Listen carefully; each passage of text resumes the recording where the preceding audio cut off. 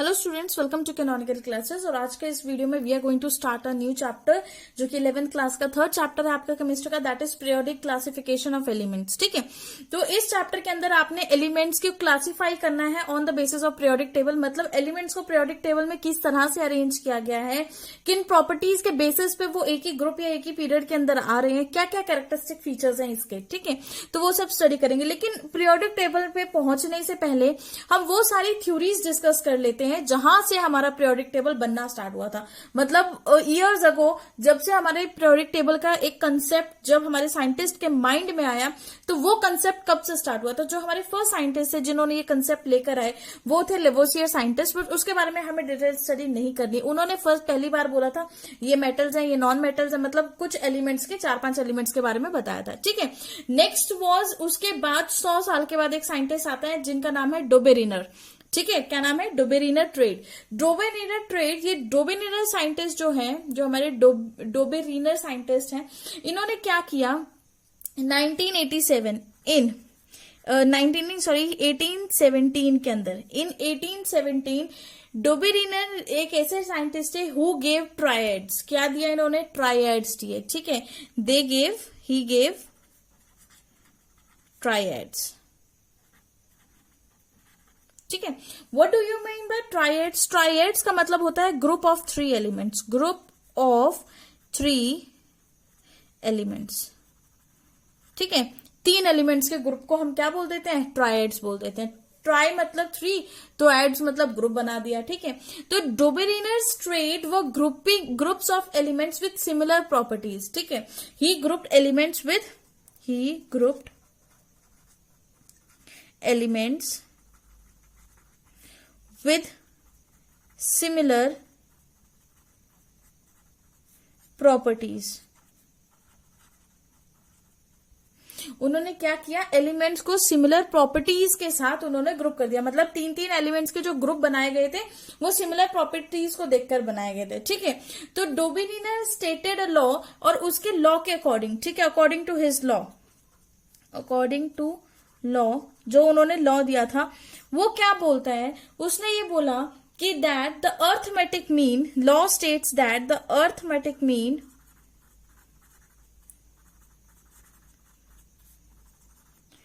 Of the atomic masses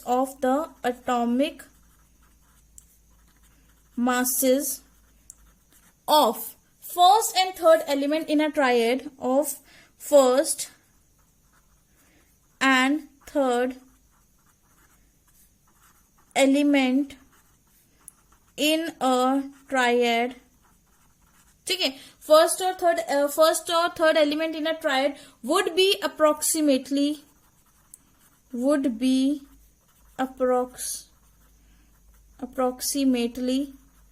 वो किसके equal हो जाते हैं? would be approximately equal to atomic mass of second element in that triad। Right, अब देखिए, ये तो मैंने डेफिनेशन से आपको जो एक बुकिश लैंग्वेज है वो मैंने आपको बता दी, बट इसका मतलब क्या है? उन्होंने बोला, डोबेरिनर बोलते हैं, उन्होंने एक लॉ दिया कि अकॉर्डिंग टू हिम जो अर्थमेटिक मीन है एटॉमिक मासेस का फर्स्ट और थर्ड एलिमेंट, मतलब ट्रायड्स बनाए उन्होंने, 3-3 एलिमेंट्स लिए। ठीक है, फॉर एग्जांपल मैं ले लेती हूँ एक एलिमेंट, फॉर एग्जांपल मैं एक ट्रायड ले लेती हूँ उन्हीं का, जिसमें उन्होंने लिया था लिथियम को लिया था, सोडियम को लिया था एंड पोटेशियम को लिया था। ठीक है, ये एक ट्रायड था उनका, ट्रायड 1 बोल दो चाहे इसको। ओके, तो उनके अकॉर्डिंग उन्होंने क्या बोला कि जो एटॉमिक मासेस है फर्स्ट एंड थर्ड एलिमेंट के, लिथियम का एटॉमिक मास और third element is your potassium का एटॉमिक मास का जो अर्थमेटिक मीन है वो उसका मास किसके इक्वल होगा? इक्वल टू द सोडियम, जो आपका सेकेंड एलिमेंट है। वही तो उन्होंने बोला है। देखिए, the arithmetic mean of the atomic masses of first and third element in a triad would be approximately equal to, हो सकता है उसके इक्वल हो या हो सकता है उसके क्लोज हो, मतलब अप्रोक्सीमेटली और exact equal to atomic mass of second element in the triad. मतलब फर्स्ट एलिमेंट और सेकेंड एलिमेंट के मास को प्लस करो, डिवाइडेड बाय 2 करो। ठीक है, जो आंसर आएगा वो किसके इक्वल होगा? सोडियम के इक्वल होगा। करके देख लेते हैं। लिथियम का एटॉमिक मास है 6.9, ठीक है। सोडियम का atomic mass is 23 and potassium का एटॉमिक मास इज 39.1। यही था। अब इसका अर्थमेटिक मीन निकालते हैं, किसका, फर्स्ट का एंड थर्ड का। अर्थमेटिक मीन कैसे निकाला जाएगा, 6.9 प्लस 39.1 डिवाइडेड बाय 2। किससे डिवाइड कर दिया, 2। अर्थमेटिक मीन निकालने के लिए हमने किससे डिवाइड कर दिया, 2 से। तो इन दोनों को प्लस करो, कितना आ जाएगा, ये कितना हो जाएगा, 10 4 6 46 डिवाइडेड बाय 2। कितना आ गया, 46 डिवाइडेड बाय 2। कैंसिल करिए तो कितना जाएगा, 23 पे जाएगा। ठीक है, तो यहां पर जो हमारे पास वैल्यू क्या आ गई है, 23 आई है। मतलब इसका जो अर्थमेटिक मीन निकाला है वो कितना आ गया, 23। तो 23 ही आपका क्या है, एटॉमिक मास है, किसका, सोडियम का। यही तो आपको यहाँ पर प्रूव करना था, यही तो हमने बताना था। यही तो डोबिनेर कहना चाहता है कि जो मासेस हैं आपका फर्स्ट एलिमेंट का और थर्ड एलिमेंट को, जब आप इनको ऐड करते हो और उसको 2 से डिवाइड कर देते हो तो जो सेकंड एलिमेंट है उसका मास निकल के आ जाता है। ठीक है, इसी बेसिस पे उसने क्या किया, एक और ट्रायड लिया जहां पर उसने कंसीडर किया आपके दूसरे एलिमेंट, जैसे कि मैं किसी और कलर से लिखकर दिखाती हूं आपको, सो दैट कि आपको और भी अच्छे से क्लियर हो जाए ये चीज। ठीक है, अब हम ले लेते हैं सेकेंड ट्रायड। उन्होंने लिया कैल्शियम का, स्ट्रोंशियम का एंड बेरियम का। किस किस को लिया, कैल्शियम, स्ट्रोंशियम एंड बेरियम। तो calcium was 40.1, strontium was 87.6 and 137.3, barium was 137.3।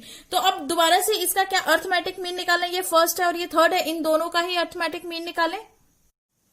इनका जब हम अर्थमेटिक मीन निकालें तो देखिए क्या वैल्यू बन के आती है आपकी, क्या वैल्यू बनती है, 40.1 plus 137.3 divided by 2।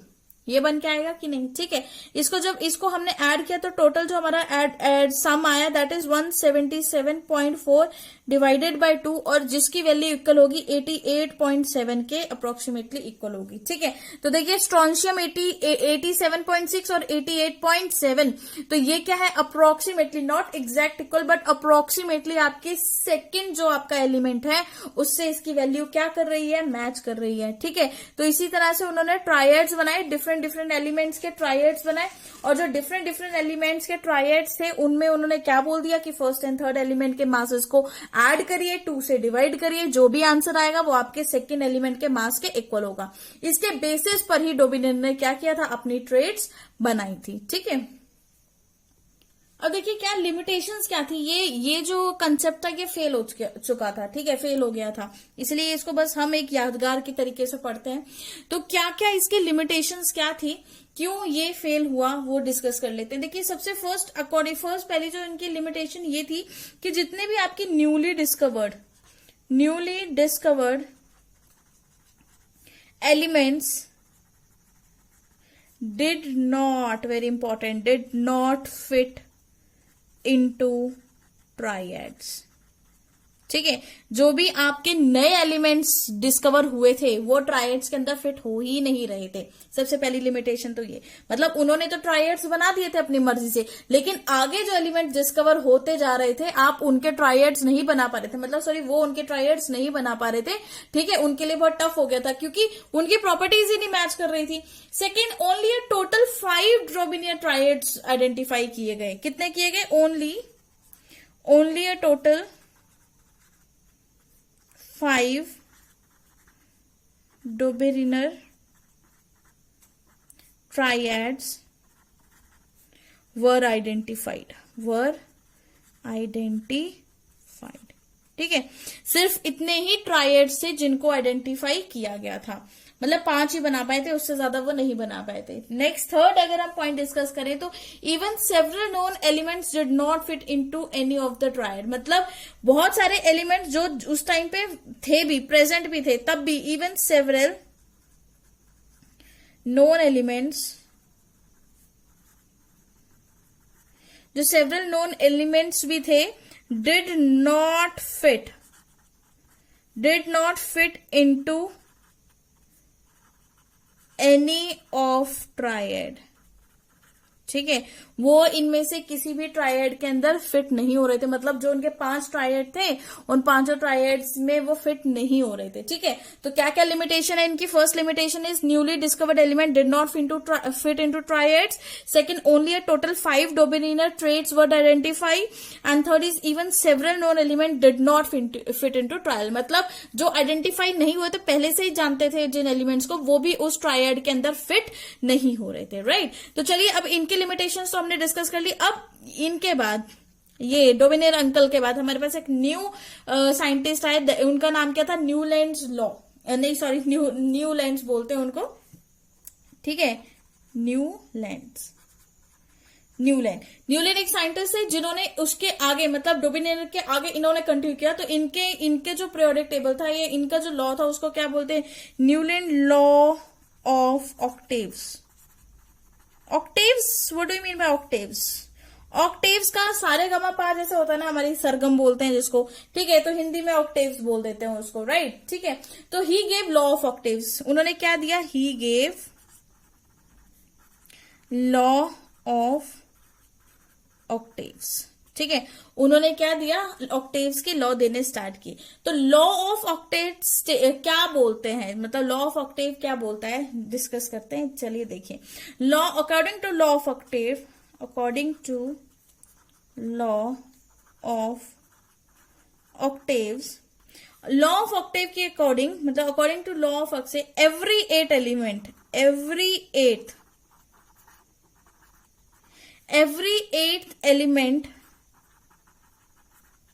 has similar properties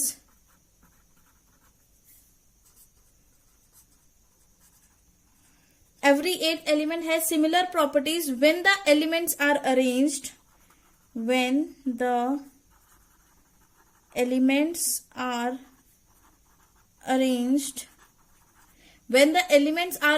in the increasing order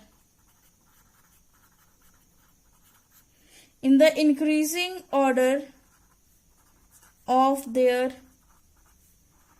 atomic masses।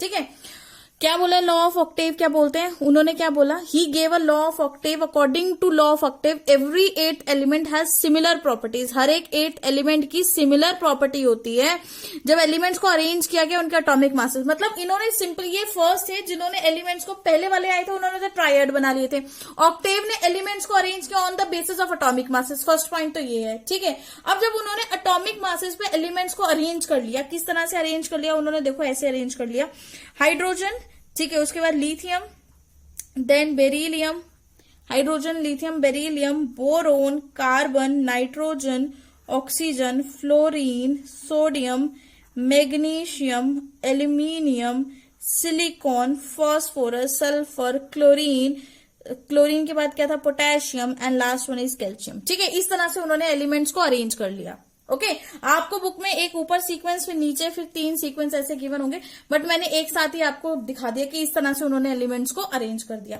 अब जब उन्होंने एलिमेंट्स को अरेंज किया तो उन्होंने ये जो अरेंजमेंट है ये किसके बेसिस पे? On the basis of atomic mass. ठीक है, तो ये एलिमेंट्स की अरेंजमेंट किसके बेसिस पे? On the basis of atomic masses.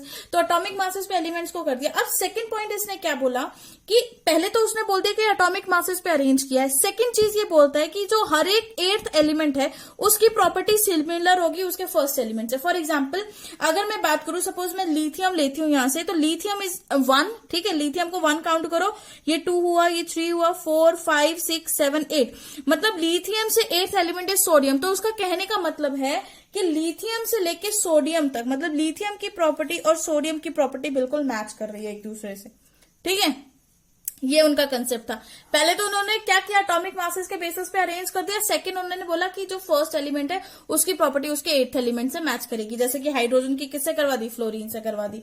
Right, ठीक है, उसके बाद बेरिलियम की, अगर ये आपका फर्स्ट एलिमेंट है, next element would be your magnesium. ठीक है, बोरोन के बाद next element would be your aluminium, carbon के बाद next element would be your silicon, nitrogen के बाद next element will be your phosphorus, and so on. Oxygen के बाद नेक्स्ट सल्फर, फ्लोरीन के बाद next is chlorine, and sodium के बाद next is potassium, and magnesium के बाद नेक्स्ट इज कैल्शियम। ठीक है, अब आगे मैं ड्रॉ नहीं कर रही हूँ, वो आपको अंडरस्टूड होना चाहिए। तो इस तरह से उन्होंने क्या किया कि ये एलिमेंट्स को बता दिया। अब उनके अकॉर्डिंग लॉ ऑफ ऑक्टेव क्यों नाम रखा गया? देखो होता क्या है, हमारे पास 7 वही होते हैं। ठीक है, कैसे हम उसको किससे डोनेट करते हैं? सपोज मैं दूसरे पेन से बोलती हूँ, लिखती हूँ यहाँ पर। ठीक है, हमारे पास क्या होता है? सा रे गा मा पा धा नी सा। ये हुआ कि नहीं? यही हो गया। ठीक है, यही हो गया, सा रे गा मा पा धा नी सा। ओके, तो दिस इज 1 2 3 4 5 6 7। 8th वाला एलिमेंट क्या हो गया? फिर से सेम हो गया। मतलब ये फर्स्ट है, उसके बाद ये 8th है, इसीलिए इसको बोला लॉ ऑफ ऑक्टेव्स। मतलब जैसे 7 सुर होते हैं, हमारे 7 सुर होते हैं। ठीक है, तो फर्स्ट वाला उस 7 कंप्लीट होने के बाद फिर 8वां फिर से वही फर्स्ट वाला ही आ जाता है। वही कंसेप्ट इसने न्यूलैंड लॉ ऑफ ऑक्टेव्स में लगाया। कि क्या लगाया इसने भी यही बोला कि जो फर्स्ट एलिमेंट है आपका, ठीक है, जो फर्स्ट एलिमेंट है उससे जो 8th एलिमेंट होगी उन दोनों की प्रॉपर्टीज सिमिलर होंगी। जैसे कि लिथियम की प्रॉपर्टी सोडियम से मिलेगी, बेरिलियम की मैग्नीशियम से, बोरोन की एल्यूमिनियम से, कार्बन की सिलिकॉन से, nitrogen, phosphorus, oxygen, sulphur, fluorine की क्लोरीन से। जैसे कि सारे गामा पाधा नी मतलब खत्म, उसके बाद फिर से कौन सा स्टार्ट हो जाएगा? फिर से वही प्रॉपर्टी, सारे गामा। ठीक है, पाधा नी सा सानी धापा मागा रेसा, यही होता है आपका सरगम में। ठीक है, तो ये इसीलिए इसको बोला जाता है न्यूलैंड लॉ ऑफ ऑक्टेव्स, क्योंकि हम इंडियंस हैं तो हम सारे गामा यूज करते हैं, और फॉरेन में डोले मीफा यूज करते हैं, तो उनके वहां पे उसको ऑक्टेव्स बोला जाता है, और हमारे यहाँ पे इनको सुर बोला जाता है।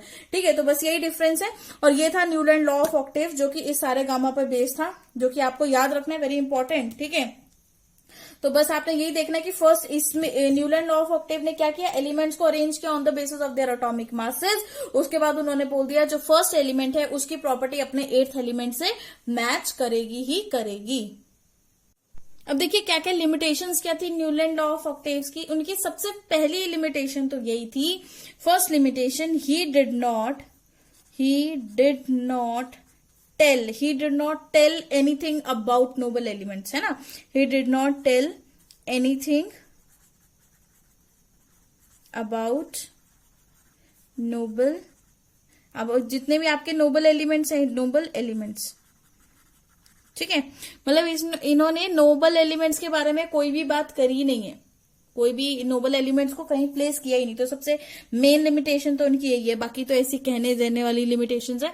सबसे मेन लिमिटेशन यही है कि उन्होंने इसके बारे में कुछ नहीं कहा। सेकंड चीज कि जो एलिमेंट्स है, एलिमेंट्स विद डिसिमिलर प्रॉपर्टीज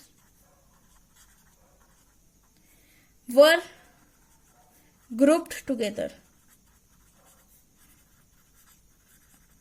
ठीक है, मतलब ऐसे एलिमेंट जिसकी डिसिमिलर प्रॉपर्टी थी, मतलब जिनकी प्रॉपर्टी सिमिलर नहीं थी, मिल नहीं रही थी, उनको भी साथ में रख दिया गया।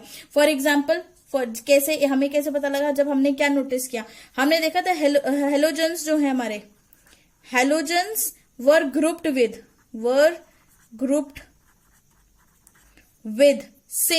मेटल्स। जो हेलोजेंस है वो किसके साथ ग्रुप होते हैं? मेटल्स के साथ। ठीक है, halogens were grouped with some metals, कुछ मेटल्स के साथ उन्होंने ग्रुपिंग कर ली थी, सच एज कोबाल्ट, जैसे कि हम क्या बोलें, कोबाल्ट बोल देते हैं, निकल बोल देते हैं, ठीक है, एंड प्लेटिनम बोल देते हैं, इस तरह के मेटल्स, राइट। मतलब हेलोजेंस को किसके साथ रख दिया गया था? कुछ मेटल्स के साथ ऐड कर दिया। बल्कि हेलोजेंस और मेटल तो एक दूसरे के दुश्मन है भाई, ऑपोजिट है एक दूसरे से। अगर मेटल्स इलेक्ट्रो पॉजिटिव होते हैं तो हेलोजेंस इलेक्ट्रो नेगेटिव हो जाते हैं, एक दूसरे के एंटी, और उन्हीं को इन्होंने साथ में रख दिया। तो ये हो गई ना डिसिमिलैरिटी। ठीक है, मतलब सबसे बड़ी लिमिटेशन आ गई इनकी कि जो एलिमेंट्स थे विद डिसिमिलर प्रॉपर्टीज, उनको इन्होंने साथ में ग्रुप कर दिया था। ठीक है, जैसे कि halogen were group with some metals, जैसे कि कोबाल्ट, निकल एंड प्लेटिनम। थर्ड लिमिटेशन अगर हम डिस्कस करें तो दैट इज इट, ये जो न्यूलैंड लॉ ऑफ ऑक्टेव है ये वैलिड था up to calcium. It is valid up to calcium. मतलब थर्ड पीरियड तक ही वैलिड था कैल्शियम, मतलब सेकेंड ही मान के चलो, एक लास्ट कैल्शियम ही तो मिल रहा है आपको थर्ड में, ठीक है। It is valid only up to calcium. यहां या और भी इसकी एक और चीज यहां पर क्या है कि जो एलिमेंट्स थे, elements with greater atomic masses, ठीक है, ऐसे एलिमेंट जिनके एटॉमिक मासेस ज्यादा थे कुड नॉट अकोमोडेट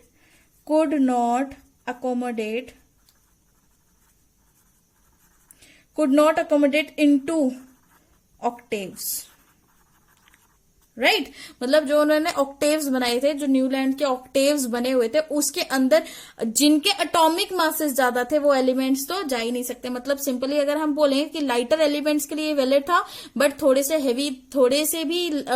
से ज्यादा हैवी हो गए या कम हैवी भी हो गए, उन एलिमेंट्स के लिए बिल्कुल भी वैलिड नहीं है। तो फर्स्ट लिमिटेशन क्या थी इसकी, ये it does not tell anything about noble gases के बारे में इन्होंने कुछ नहीं कहा। सेकेंड की जो डिसिमिलर प्रॉपर्टीज के एलिमेंट थे उनको भी साथ में ग्रुप कर दिया गया था, जैसे कि हेलोजन एंड मेटल्स को। एंड थर्ड इज ये जो न्यूलैंड लॉ ऑफ ऑक्टेव था सिर्फ और सिर्फ कैल्शियम तक वैलिड था, कैल्शियम के बाद ये चल ही नहीं रहा था। मतलब आपकी फर्स्ट और एट्थ एलिमेंट की प्रॉपर्टी मिल ही नहीं रही थी, ठीक है। साथ में उन्होंने ये भी बोल दिया कि ये जो न्यूलैंड लॉ ऑफ ऑक्टेव है valid only for light elements, light atomic mass जिनका है उनके लिए तो बहुत अच्छा काम कर रहा था, लेकिन जिनका हैवी एटॉमिक मास है वो अकोमोडेट ही नहीं कर पा रहे थे ऑक्टेव्स में, मतलब वो ऑक्टेव्स में आ ही नहीं पा रहे थे, right. And next last fourth हम लिमिटेशन अगर इसकी डिस्कस करें कि these element were discovered letter could be fit into the Octave pattern, ठीक है। द एलिमेंट्स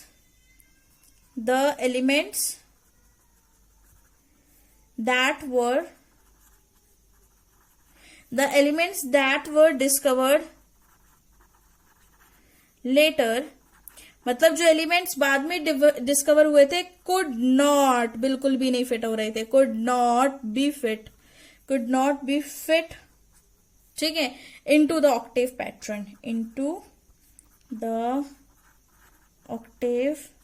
pattern, ठीक है। क्या ये बात क्लियर है कि मतलब उन्होंने क्या बोल दिया, जो एलिमेंट बाद में डिस्कवर हुए थे वो भी उस ऑक्टेव पैटर्न के अंदर नहीं आ पा रहे थे। तो ये था आपका न्यूलैंड लॉ ऑफ ऑक्टेव, एक डोबेनियर ट्रेड है न्यूलैंड लॉ ऑफ ऑक्टेव। डोबेनियर ने सिंपली क्या बोला, ट्रायड्स बनेंगे, तीन एलिमेंट्स के ग्रुप बनाए, उन्होंने बोला फर्स्ट और एट्थ एलिमेंट को ऐड करो उनके मासेस को, तो जो उसका नटशेल आंसर आने वाला है वो आपके सेकेंड एलिमेंट के मास के इक्वल होगा, ठीक है। वो उनके ट्रायड्स है। ऑक्टेव्स ने, न्यूलैंड लॉ ऑफ ऑक्टेव ने क्या बोला, जो फर्स्ट एलिमेंट है और एट्थ एलिमेंट है उनकी प्रॉपर्टी बिल्कुल सेम होती है, जैसे कि सारे गामा पाधा नी, फिर से क्या आ जाता है सा से ही स्टार्ट हुआ था, और फिर से सेवेंथ के बाद एट्थ एलिमेंट क्या आ जाता है आपका सा, ठीक है, बिल्कुल वही था। तो ये इसके कुछ लिमिटेशंस थे। तो होप सो आपको वीडियो पसंद आया, ठीक है।